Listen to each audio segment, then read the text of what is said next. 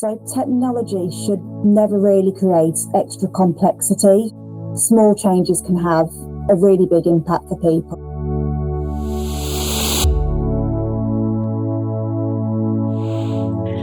Hi, Natalie. Thank you so much for joining me today. I am particularly excited to have this conversation with you because for Cosmo, winning the Inclusive Technology of the Year in 2025 was a huge moment for all of us in the team at Cosmo. But most importantly, I think it reinforced for us and just everyone, I hope, the importance of creating learning environments where every learner can participate, engage, and just feel included at the end of the day. So before we start talking all things inclusivity specifically and the award, can you tell us a bit more about NASEN and what the awards represent within the education sector? Yeah, of course. So NASEN stands for the National Association for Special Educational Needs. We're committed to championing inclusion for supporting educational needs settings to make sure that the needs of all children and young people are met, specifically ones who have SEND. Our support spans from early years through to further education. We also support parents and carers if we're useful to them. We just like to be accessible to anybody who may need our resources. Mm-hmm. Our awards will be in our, I think, 10th year this year, and they were created to celebrate the people who were the driving force behind all of the change across education and inclusion, and made to really shine a light on inclusive practice and the people who are doing that work to improve outcomes and belonging, accessibility. Yeah. So it's a really nice event just to make sure that everybody gets recognised and seen. When so many people are working in the background, it's really rewarding. It really is. We were over the moon when we won last year, and especially the category that we won. I mean, it gives meaning, and I know, it's an award, and so many things that we live daily when we see the learners, when we see impact, when we see many things, but it's just nice to be recognized in that way. And absolutely. So the award that we won at Cosmo was Inclusive Technology of the Year. What does that actually mean to you as an organization? And so the judges, what are they looking for? Yeah, so inclusive technology is becoming increasingly important in education. We're seeing such a growth in AI assistance, accessibility tools, adaptive technologies, and plenty of communication supports. And it's just great that so many learners are getting that ability to use them to help them learn in ways that they possibly wouldn't have in previous times. For NASEN, it's always about impact on learning. The judges specifically look for technology that removes those barriers, increases participation, supports accessibility, improves communication, and definitely independence. Some of our strongest entries tend to be the purposefully embedded ones so they can be put into everyday inclusive practice rather than being an add-on. So most of all for our judges, it's evidence in all of that. They can read all of these great nominations, but evidence of all of that being done is a massive bonus for them. And can I ask you, what was it about Cosmo that stood out to the judges the past year? I remember one note from one of the judges. It was really great. They loved the joy-based approach that Cosmo had.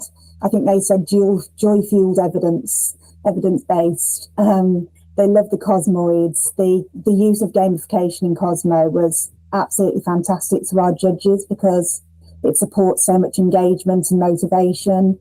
They could see that even students and learners who possibly would be a little bit lower in motivation and engagement would want to be involved in this. So one of our pillars when it comes to designing the actual product or the activities within the app that we keep expanding every year is making sure the learner stays engaged. And the only way to do that is if they have a good time.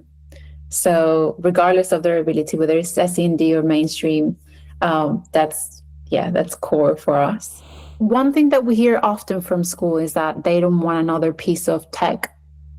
So from your perspective, what makes technology generally or tools generally meaningful rather than just another tool? And again, what does inclusion mean in practice? Yeah, of course. So technology should never really create extra complexity. The idea of there being inclusive technology is that it's assistive to the practitioner, to the learner, and it's there to solve a problem or remove a genuine barrier rather than being created just as an innovative force. The more flexible and easy to use it is, the easier it is for both the learner and the practitioner. Obviously, a learner is extremely important to put things in place, but if the practitioner finds it hard to add it into their practice, that's also a big problem for the workforce. So making it as swift and effective is most important to us. Yeah. So making sure it's something that they can implement fairly quickly and fairly easy to ensure consistency, right?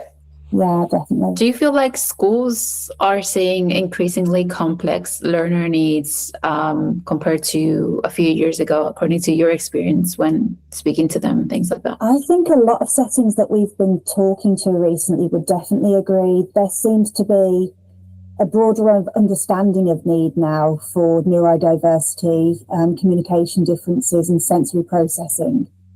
There's also a lot more of early intervention, which is absolutely fantastic on our book. We're really big on early interventions. It's great that they're thinking really holistically about the belonging and accessibility, but they need to get that whole child support in, that whole school approach. But yeah, it's definitely becoming bigger UK-wide, I think. Yeah. So in terms of the learner profile, it's changing. I think so, yeah. Mm-hmm. So for the educators that are watching us, right, in schools or otherwise, especially those who may still be early in their education and their inclusion journey, so they're trying to figure it out, what would your advice be? I'd personally say to focus on experience first. You can create one product for somebody who finds something extremely helpful and then put it to another person who struggles with a completely different factor. It's really important to remember that small changes can have a really big impact for people. You don't have to transform things overnight. Inclusion is all about being collaborative and being open to what may work for various individuals.